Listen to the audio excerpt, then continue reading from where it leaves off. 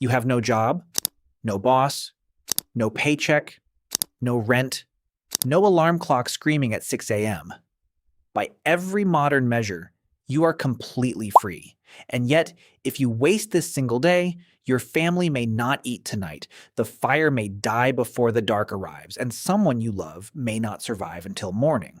You wake before the sun not because something told you to, but because the air changed, because a bird went silent, because your body learned 100,000 years ago that the safest moment to open your eyes is the gray minute just before light. Your stomach is already asking a question no fridge can answer.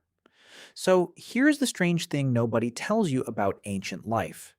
These people had no jobs in the way we mean the word, and they may have been the busiest, most fully employed humans who ever lived. Today, a hard day means traffic, a flooded inbox, a meeting that should have been an email.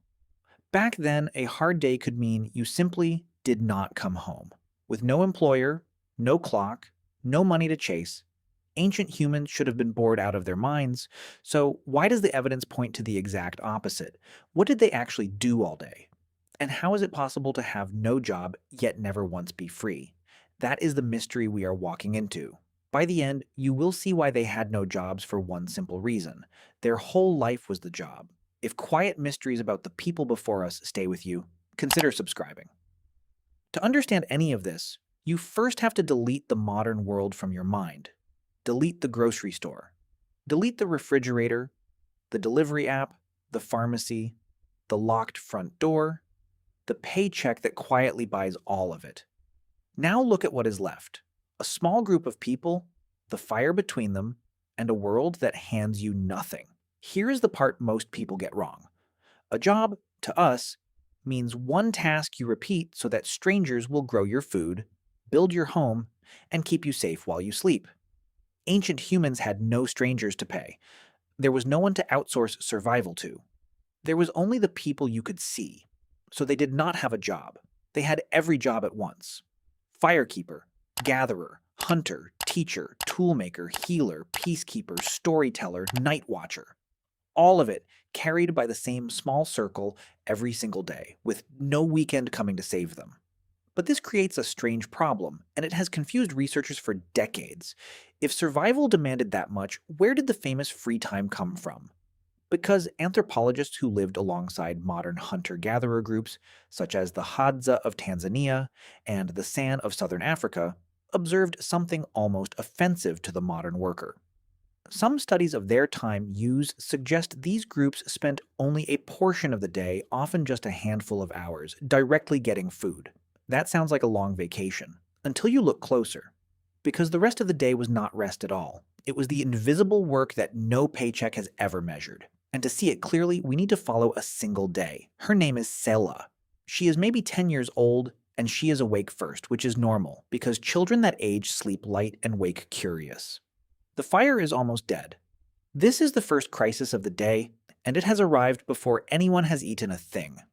A cold hearth is not a small inconvenience. Starting fire from nothing, scraping or striking sparks into dry tinder, can be a long and brutal effort, and on a damp morning it might not work at all. So Sela does what she has watched the elders do 100 times. She kneels close, digs through the gray ash with 2 fingers, and finds it. One orange ember, still alive. She feeds it slowly with dry grass, and breathes on it the way you might breathe warmth into cold hands. No one assigned her this. There is no chore chart, no manager checking the schedule. She does it because she has already learned the truth that ran underneath every ancient day. The fire was not a comfort. It was warmth, cooked food, a shield against animals, and the literal center of the group.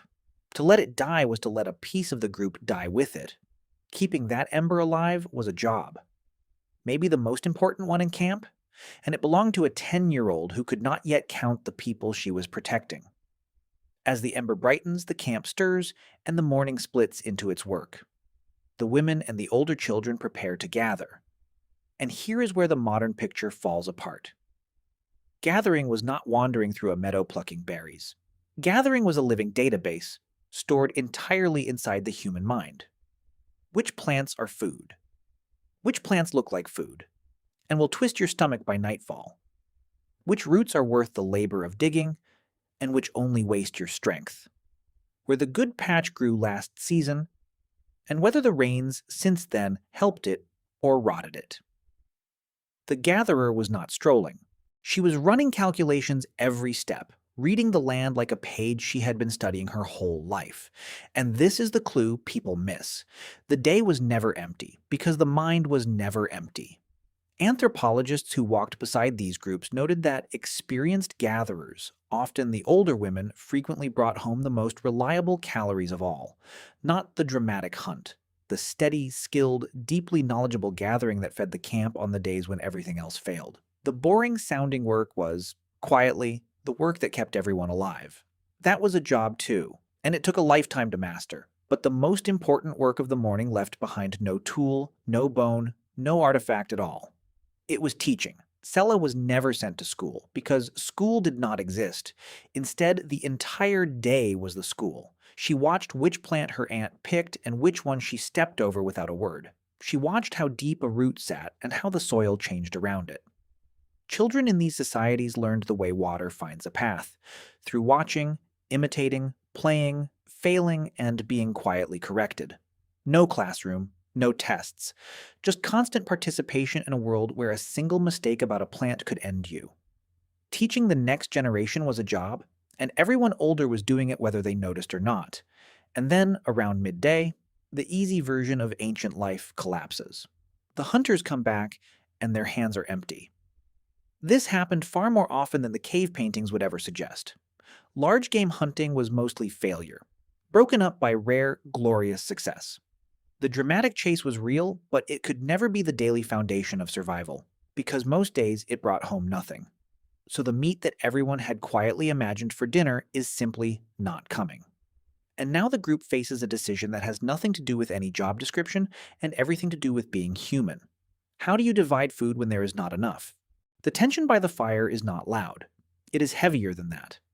The man who hunted all day and returned with nothing still needs to eat. The child who contributed nothing useful still needs to eat the most. And here we reach the real, hidden work of the ancient day, the work nobody lists when they picture prehistoric life. The hardest job was not finding food. It was sharing it without the group tearing itself apart. The most dangerous predator was never the lion in the dark. It was resentment inside the circle. This is not a guess pulled from thin air. It comes from how these societies are actually structured. Hunter-gatherer groups are known among anthropologists for fierce sharing customs and for what researchers call leveling mechanisms, the social rules that stop any one person from hoarding food or rising too far above the rest. In some sand groups, the person who killed the animal does not even own the meat. The arrow that struck it might have belonged to someone else, and that person decides how it gets shared. To us, that sounds backward, but look at what it does. It turns generosity into a rule instead of a mood. It prevents the slow poison of one person eating well while another starves and remembers it. Food, in that world, was not just calories. It was social technology, the glue holding the whole group together. Distributing it fairly was a job, and getting it wrong could break a tribe forever. So Sella watches the food divided. She watches her mother hand a portion to the very hunter who came back empty. Tomorrow the roles might reverse, and her mother might be the one who failed. That is the entire bet of the group, made silently, every single day. We share when we have, so that others share when we do not. Now the afternoon arrives, and with it the answer to where the so-called free time went. Because it was never free. It only looked that way to outsiders who did not understand what they were seeing. The afternoon was when the slow, patient, irreplaceable work happened. Someone sat shaping a stone tool, striking thin flakes off the edge with precise, practiced blows. That looks like idle tinkering. It is not. Stone tool-making demands planning, deep knowledge of which rock will fracture cleanly, exact hand control, and years of practice. Modern archaeologists who try to recreate these tools train for a long time just to produce a crude version. What looks like a person killing time is actually a craftsman at work, building the very edge the next hunt depends on. Across the camp, someone repaired a torn carrying net, the kind that made gathering possible in the first place. Someone else treated a wound, packing it with chewed plants because the pharmacy was the forest and the prescription lived inside one person's memory. And we know caretaking like this truly happened because of one of the quietly astonishing facts in all of archaeology: healed bones. Skeletons have been found with serious injuries, broken legs, shattered hips, that fully healed. In the wild, a broken leg should be a death sentence. You cannot run, you cannot gather, you cannot keep up. For that bone to mend, someone had to bring that person food for weeks. Someone had to wait. Someone had to decide that a body which could not contribute was still worth keeping beside the fire. We cannot know the exact story, but the evidence strongly suggests that caring for the weak was not rare. It was a job, and people did it. The afternoon held one more kind of work, the strangest and most human of all. People talked endlessly, and here is the part that flips everything. That talk was not killing time. It was survival technology disguised as conversation. Anthropologists who recorded hunter-gatherer evenings found that a large share of it was storytelling, and that those stories carried the real operating knowledge of the group, where the dangerous animals den.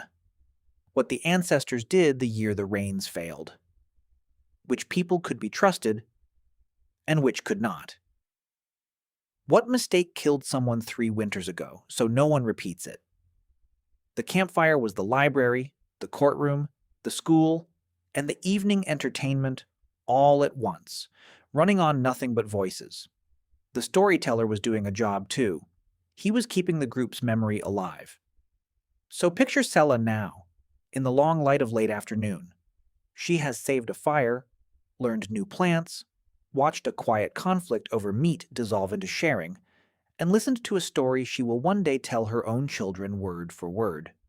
She has had no job, and she has not stopped working for a single hour. But the day is not over. The last hours hold the part our modern lives have almost completely erased: the fear. As the light fails, the camp pulls inward, and the fire is built high, and now the Embercella rescued at dawn becomes the single most valuable thing in the world. Because the darkness in that ancient world was not empty. It was full. Full of things with far better night vision than any human ever had. The line between a peaceful night and a deadly one was the firelight, and the person who refused to let it die. This is the consequence of one small task done 12 hours earlier. The fire Sella pulled from cold ash is now the wall between her sleeping family and the dark. There is reason to think early humans took turns through the night, that someone always stayed half awake listening. Some researchers even suggest that our scattered sleep patterns, and the way older people wake so easily in the small hours, may be a faint echo of a time when someone always had to be listening. The grandparents as the night shift, the body still remembering a job the mind forgot. The night watcher was a job. It just happened while everyone else dreamed. And Sella, lying close to the warmth, watching shadows shift just beyond the light, understands something most modern people will never have to learn. Her life depends entirely on the group. Every hour of her day was a single thread in the same net. The fire, the food, the sharing, the teaching, the watching. Pull one thread and the whole thing weakens. So when someone says ancient humans had no jobs, they are right about the word and completely wrong about the world. There was no employer, but there was something far heavier: total responsibility, shared by everyone, with no manager, no weekend, no retirement, and no one else to call. Now come back to your own morning. The alarm, the coffee, the commute to a desk where the work is real, but the reason is buried under 3 layers of abstraction. We feel like the busiest humans who ever lived, drowning in tasks. But notice what Sella's day had that ours so often does not. Every single thing she did had a visible, immediate purpose. She could see why the fire mattered. She could see exactly who ate because she gathered. Nothing was abstract. Nothing was pointless paperwork filed for a reason no one remembers. That may be the real reason this idea pulls at us so strongly.